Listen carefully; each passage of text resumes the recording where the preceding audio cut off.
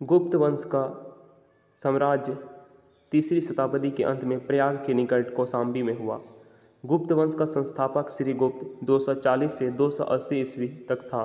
श्री गुप्त का उत्तराधिकारी घटोत्कच 280 से 320 ईस्वी तक रहा। दोस्तों, गुप्त वंश का प्रथम महान सम्राट चंद्रगुप्त जो 320 ईस्वी गद्दी पर बैठा और लिच्छवी के राजकुमारी कुमारी देवी से ब्याह किया। कौन? चंद्रगुप्त मौर्य ने। और महाराजा धीराज की उपाधि धारण की चंद्रगुप्त मौर्य ने। गुप्त संवत 320 ईस्वी से 319 से 320 ईस्वी तक शुरुआत चंद्रगुप्त प्रथम ने की। चंद्रगुप्त प्रथम का उत्तराधिकारी समुद्रगुप्त हुआ और 335 में ईस्वी में राजगद्दी पर बैठा। इसने आर्यवर्त के 9 शासकों और दक्षिणावर्त के 12 शासकों को पराजित किया था। चंद्रगुप्त प्रथम दोस्तों जो उत्तराधिकारी समुद्रगुप्त हुआ चंद्रगुप्त प्रथम का, और 335 ईस्वी में राजगद्दी पर बैठा था और इसने 9 शासक और दक्षिणावर्त के 12 शासकों को पराजित किया समुद्रगुप्त ने। इन्हीं विजय के कारण भारत का नेपोलियन कहा जाता है। किसे? समुद्रगुप्त को। समुद्रगुप्त का दरबारी कवि दोस्तों हरिसेन था, याद रखिएगा, जिसने इलाहाबाद प्रशस्ति लेख की रचना की। दोस्तों समुद्रगुप्त विष्णु का उपासक था। समुद्रगुप्त ने अश्वमेघ कर्ता की उपाधि धारण की। अश्वमेघ कर्ता की उपाधि धारण की। समुद्रगुप्त संगीत प्रेमी था। दोस्तों ऐसा अनुमान उसके सिक्कों पर बीना बजाते हुए, बीना वादन करते हुए दिखलाया गया है। दोस्तों समुद्रगुप्त ने विक्रमंक की उपाधि धारण की थी और इसे कविराज भी कहा जाता है। दोस्तों समुद्रगुप्त का उत्तराधिकारी चंद्रगुप्त द्वितीय हुआ जो 380 ईस्वी में राजगद्दी पर बैठा। चंद्रगुप्त द्वितीय के शासनकाल में चीनी बौद्ध यात्री फाहियान भारत आया। शकों पर विजय के उपलक्ष्य में चंद्रगुप्त द्वितीय ने चांदी के सिक्के चलाए। चंद्रगुप्त द्वितीय का उत्तराधिकारी कुमारगुप्त प्रथम और या गोविंद गुप्त कहते हैं 415 से 454 ईस्वी तक था। दोस्तों नालंदा विश्वविद्यालय की स्थापना कुमारगुप्त ने की। नालंदा विश्वविद्यालय की स्थापना कुमारगुप्त ने की। और कुमारगुप्त प्रथम उत्तराधिकारी जो स्कंदगुप्त 455 से 468 ईस्वी 67 तक रहा। स्कंदगुप्त ने गिरनार पर्वत पर स्थित सुदर्शन झील का पुनरुद्धार किया। स्कंदगुप्त ने गिरनार पर्वत स्थित सुदर्शन झील का निर्माण कराया। स्कंदगुप्त के प्रणदत्त के सौराष्ट्र का गवर्नर नियुक्त किया स्कंदगुप्त को। दोस्तों स्कंदगुप्त के शासनकाल में हुनों का आक्रमण शुरू हो गया। अंतिम गुप्त शासक भानुगुप्त था। गुप्त साम्राज्य का सबसे बड़ी प्रादेशिक इकाई देश थी जिसके शासक को गोप्ता कहा जाता है, और एक दूसरी प्रादेशिक इकाई भुक्ति थी जिसे उपरी कहलाते थे। दोस्तों भुक्ति के नीचे विषय नामक प्रशासनिक इकाई होती थी जिसके प्रमुख विषयपति कहलाते थे। पुलिस विभाग का मुख्य अधिकारी दंडपासी कहलाता था। पुलिस विभाग का मुख्य अधिकारी और पुलिस विभाग के साधारण कर्मचारी को चार्ट या भाट कहा जाता था।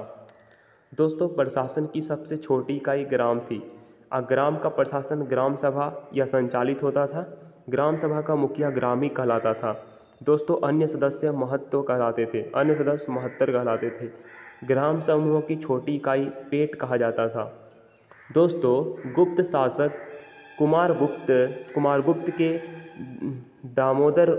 दामोदरपुर ताम्रपत्र में भूमि बिक्री संबंधी अधिकारियों का क्रियाकलाप का उल्लेख है। भू राजस्व को उत्पादक का 1/4 भाग से 1/6 भाग हुआ करता था।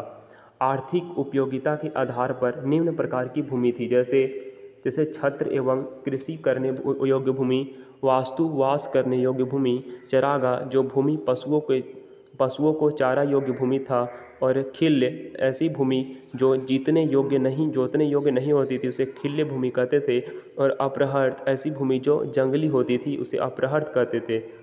ठीक है दोस्तों। सिंचाई के लिए रहत या घंटी के क्षेत्र का प्रयोग होता था।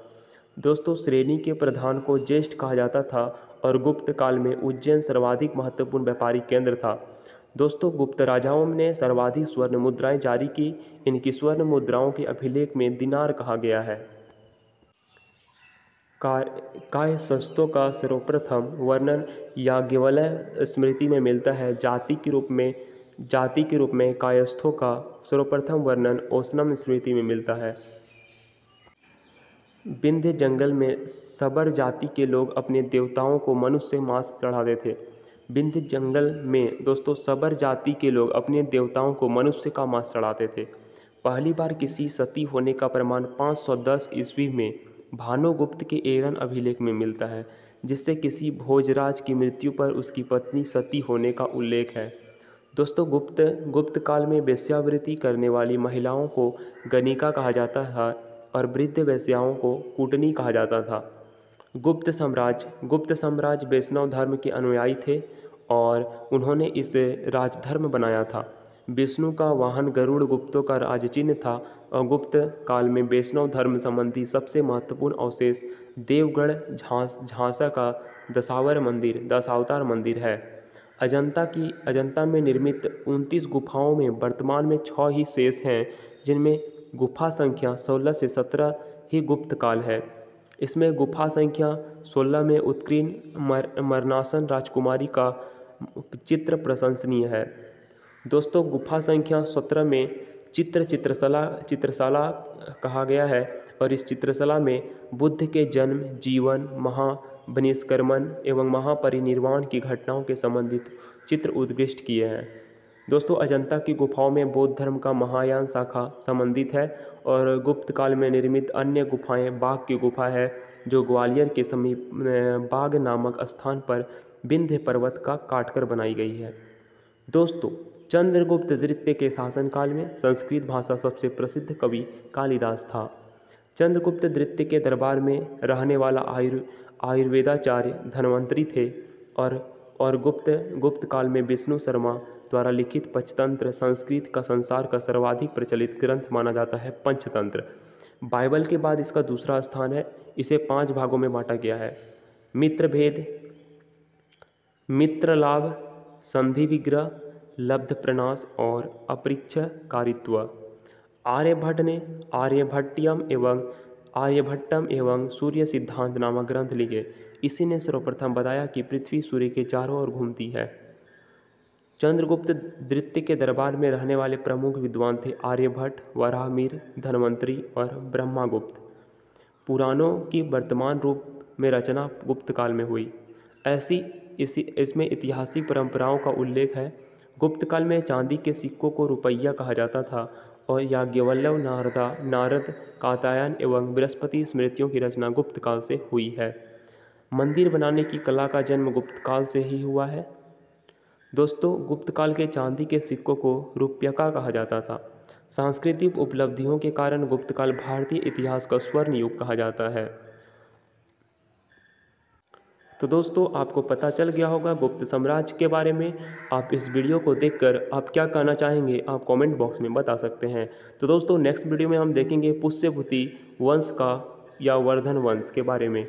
तो दोस्तों, इसी तरह के वीडियो देखने के लिए चैनल को सब्सक्राइब कर लीजिए, इस वीडियो को लाइक कीजिएगा। मिलते हैं अगले वीडियो में, तब तक के लिए धन्यवाद।